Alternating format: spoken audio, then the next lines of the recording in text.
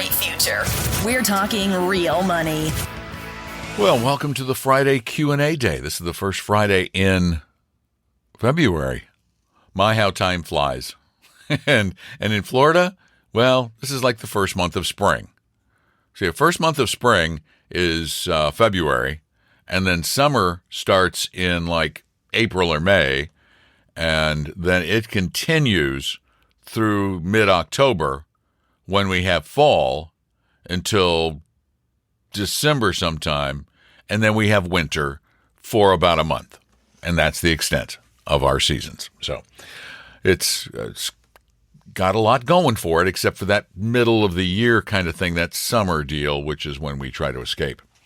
I'm Don McDonald. Welcome to Talking Real Money, the Friday edition, the Q&A edition, and we've got 5 questions lined up from you guys for today. So without further ado, let's talk to you. Okay? Hi, Tom and Don. This is Andy from Ohio. I really enjoy your podcast. You're very informative and useful in dealing with a lot of financial questions. I have a couple questions concerning an old retirement accounts. I was going back through my file cabinet, and I have statements from old 401ks, IRAs, etc., going back clear to the 90s. I was even irritated when I discovered that one of my Roth IRAs was actually in a flexible annuity with a 7-year lock. I didn't even know that at the time. I had no idea what a flexible annuity was and why I was in it. But anyways, I'm no longer with that advisor, so that's good. My question is twofold. So I was keeping these records because I figured that at some point when I withdraw the money in retirement that I would only have to pay taxes on the growth, so I need to keep track of my cost basis that I'd put in myself originally. Am I wrong in this thinking? I thought, say for example, if I put $100,000 over the years of my own money into the accounts, and then when I retire it's worth $150,000, I was thinking that I would only have to pay taxes on the $50,000 growth, not the money I just put in myself. If this is correct, how do they calculate that when you withdraw the money? How do they keep track of that, or do I need to keep all these receipts to kind of figure out my basis? Anyways, appreciate all you do, and I'm looking forward to your answer. Thanks.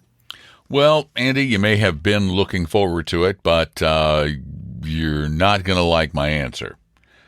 First, let me start with variable annuities. It is unconscionable to sell someone a variable annuity in a qualified retirement plan because the extra fees and commissions and the like aren't worth it. They're just not worth it. And you can't have double tax deferral. And that leads me to your second question. Well, if you're in a regular IRA and you put $100,000 in, well, you should have gotten a tax deduction or not paid taxes on that $100,000 of income. If it was a 401k, for example, those would have been pre-tax dollars going in. Therefore, the government has never received their taxes for those. So when you take the money out, the U.S. government is going to want taxes on every penny you take out. So those old statements, you don't need them. You don't need to keep track of what you paid because your cost basis on any qualified pre-tax retirement plan is zero. You pay on every penny you take out. If you have a Roth IRA, then everything comes out tax-free completely. So there's no need, again, for a cost basis. The only time you need to keep track of cost bases is when you are dealing with a taxable account. So I know that's not the answer you wanted. Makes the paperwork easier, but you're going to pay a lot more in taxes. Thanks for the call, Andy. We appreciate it. I hope you keep listening. Take care. Remember, you can send your questions in at talkingrealmoney.com. Right there on the contact form. You can record them there, or you can call us at 855-935-TALK, 855-935-8255. Let's go to another one that came in from talkingrealmoney.com. Hey guys, I'm a new listener and I really love your show. My question is about Roth IRA custodians. I'm currently using M1 Finance. Are there any advantages to using one of the big three, Fidelity, Vanguard, or Schwab, instead of M1? I picked them because of automatic rebalancing and no fees or commissions. I'm invested in Vanguard's Total Stock Market ETF, VTI, and Vanguard's Total International Stock ETF, VXUS. I don't have any bonds because I'm still in my mid-20s. Am I paying a higher expense ratio for these ETFs by going through M1 versus Vanguard? And are there any other disadvantages to going with M1 versus one of the big three? Thanks. M1 is fine. There's not a single drawback of which I'm aware. I think it's great. They're small. I don't think that's a disadvantage. People love them. So, no, I don't think so at all. And you're not getting any extra fees. I think that it's a fine place. And the rebalancing is very nice. Now, one thing, just looking at your portfolio and your age, I think that you might want to consider adding a small cap value to that mix just to give yourself that added small cap and value tilt to the portfolio. Either look at Vanguard's or look at Avantis's. Avantis might be kind of cool. It's a little bit more aggressive, a little smaller small cap, and you can probably afford that, and it'll give you another fund group too, which that fund is AVUV. But either way, you're good. You're doing fine. Keep doing it. You're going to be in great shape when you retire. Thank you so much for listening, and thanks for the call. Now, or the call, the question sent in at talkingrealmoney.com or spoken in at talkingrealmoney.com. And it sounds really good if you have a really good mic. I should try that one of these days. I should actually do a segment of the show on the Talking Real Money thing through a really good mic just to see how it sounds. I'm going to do that. Let's see. I think it's time for another question. Yep. Here we go. Hi, guys. This is Kevin from Ohio. I just had a question about what measuring stick you guys use to determine what is a good fund, whether it's a mutual fund or an ETF. And the reason I'm asking that is because I recently heard you on a podcast when talking about what you use to look up funds, and you talked about using Morningstar, but you told the person who asked the question not to pay attention to the stars or the ratings because those are an indication of past performance. And although I do agree with, we can't predict the future and we don't know what those funds are going to do going forward, I do feel that you have to pay attention to the past performance and the history of those funds because it's a good indication of what those funds could do going forward, in that if they've had a good track record over the last 20 to 30 years, there's a good likelihood that they will have a good track record going forward, same as a fund that's had a poor performance over 20, 30 years, then it's a strong likelihood that they'll continue to underperform in the future. So I was just curious what you guys are using as to measure and determine what is a good fund if you're not paying attention or really taking into consideration the past performances and the history of those funds, because it's not an indication of what the future will hold for those funds. Thank you for your time. Kevin, this is such a great question because it's something that everybody needs to hear. You're stuck in the old Wall Street way of looking at things, the CNBC way of looking at things, the analyst way of looking at things. Well, not even analysts. They don't necessarily look at past performance because past performance is truly not indicative of future results. And there have been multiple really incredibly detailed studies done into this, and they have found over and over and over again that those funds that even over long periods of time consistently outperform their benchmarks do so based almost entirely on luck. As a matter of fact, there was a Swiss Finance Institute study that found that I think it was less than 1% of actively managed mutual funds showed the potential for some kind of skill, potential. But there was no way to know that they just weren't experiencing incredibly long-term luck, which can and does happen. long-term luck happens. We all, as human beings, want the easier explanation. We want to believe that we're smarter, that there are people who are smarter than the market who can consistently beat it. But nothing in academia supports that argument. Nothing supports it over long periods of time. The other problem is good luck finding a mutual fund with a 30-year track record. Generally, they are few and far between. And again, there might be one once in a while, but there is nothing to indicate that they are skillful. It is more likely that they are lucky. So what do we look at? We look at how the portfolio is constructed. What asset classes do they own? How broadly diversified is it? And the number one factor we consider, because even Morningstar has said there is only one thing that consistently predicts better performance. Morningstar said this, and many others. There is only one thing that consistently predicts outperformance, and that is the fee. The lower the fee, the better you are likely to do.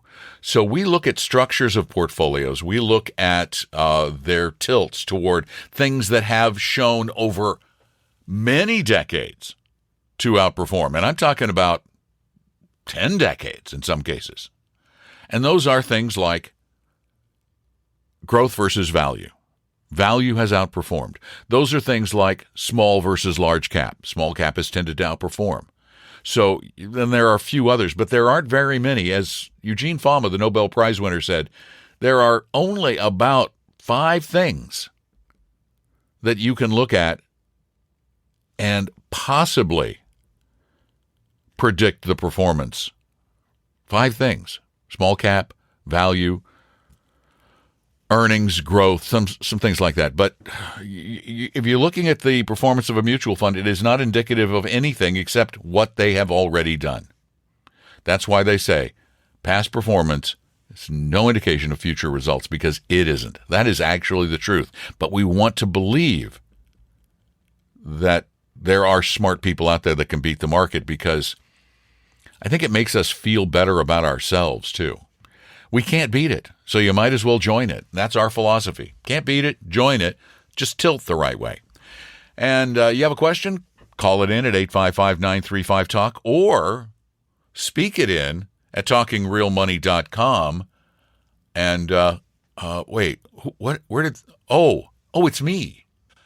All right, I'm going to try this through the really good mic that I have. I am speaking to you through a $3,000 mic, through a very expensive interface, and I wonder if it sounds a lot different than it does with just a regular computer mic.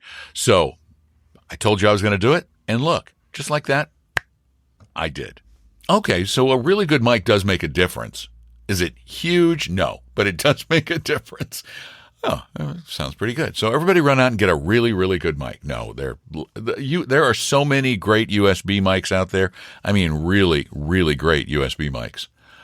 Shure makes a great USB mic. Audio-Technica makes a great USB mic. I don't think the Blue Yeti's that good, by the way. I don't like it that much. It's okay. What are the others? Apogee makes a pretty good one. So, let's take another question that came in from somebody's computer, like this one here. Hello, gentlemen. I'm hearing a lot of hype about these newfangled exchange-traded funds. Can I automate ETF buying like I do with my tried and true mutual funds, though? Last I checked, I could not schedule a $1,000 purchase of ETFs on the first of every month, the way I do with my mutual funds. Thank you kindly. Well, sir, I do believe you found one of the disadvantages of them newfangled ETF-y things. Yeah, systematic investing in them can be a bit problematic because it is a security that trades throughout the day. So I guess that might be a little tough for them. I don't know of anybody who's doing it. There might be somebody out there, but yeah, it is definitely. Yeah, it's easier to do it through a mutual fund to do the systematic investing. So yeah, there's a little drawback. I don't think it can be done. I've never seen anything about it. So thanks for your question. I do appreciate it. And next time when you're going to say newfangled, you got to say it right. them newfangled ETF thingies. There you go. All right. Thank you very much for stopping by our little radiographic podcastic programic. Now, I think we have one more for the day. Hey, Don and Tom, just want to tell you how much I appreciate the podcast. I have a 403B through my employer. It is through Lincoln Financial, which I haven't heard you guys really talk about Lincoln Financial much, but through Lincoln Financial, they manage my 403B. They charge me 1% to do that. The funds that they use are definitely loaded funds, and the way that that's been explained to me is that they're using the loaded funds, but I'm not getting charged for them. So I guess I'm just trying to find out, is that a scam or what am I not understanding? Thank you. Well, I do believe that I have seen a Lincoln Financial plan in which they use institutional versions of loaded funds. So that is distinctly possible, that you're not paying the load and you're getting an institutional fund, which I hope has a lower fee. However, 1% per year to manage the account? Wow, that's pretty expensive for something that doesn't involve a lot of work with you as an individual. That's a pretty high custodial fee or administrative fee. It just seems on the high side. I would go to whomever my Lincoln person is. I would say, can you give me a breakdown of all the fees and expenses I'm paying? And then you might want to ask your employer to consider other options, like some no-load mutual fund groups or custodians like Vanguard or Fidelity or Schwab or somebody like that. I just don't think they've found the best solution for you and your fellow employees. That's pretty expensive. Thank you so much for participating in the show. Thank you all for participating in it. And by the way, if you need some more involved help, more involved than we can provide in the course of a podcast, well, we help everybody at our firm, Appella Wealth. Everybody. Whether you have a bunch of money or you only have a little. Whether you ever plan to be a client or you'll never be a client. We're okay with that. And it doesn't cost you anything and you're not going to get a big sales pitch. So get some help and get it for free. Just go to talkingrealmoney.com and click on Meet an Advisor or call 800-386-3004, 800-386-3004. Thanks so much for being a part of the get-together. Oh, and by the way, if you want to talk live, tomorrow Tom and I, on Saturday, I put this out on Friday. On Saturdays, Tom and I do a live radio show in the Seattle area, and any of you can call in at that same call-in number, which is 855-935-TALK. Just call us between 3 and 5 Eastern Time, noon and 2 Pacific, and we can talk live on the radio, and then it becomes a podcast next week. Now we're done. I'm Don. Thanks for being there. I'll be back soon, talking real money. We hope you realize that the information provided on Talking Real Money is for informational, educational, and hopefully enjoyable purposes only. Providing personalized financial planning or investing advice takes time, so please consult with a really good fee-only fiduciary investment, tax, or legal advisor. We know a good one. Investing must always involve risk. In other words, you can and probably will lose money at times. Also, as much as you want it, no one can accurately and consistently predict the future, so past performance doesn't tell you a darn thing about what the future will bring. Unlike many other programs that say something similar, Talking Real Money is not trying to get you to buy or sell any financial products or securities. Instead, the program is provided as a public service by Appella Capital, a fee-only registered investment advisor. Thanks for listening, and please visit TalkingRealMoney.com for more information and disclosures. That's a wrap.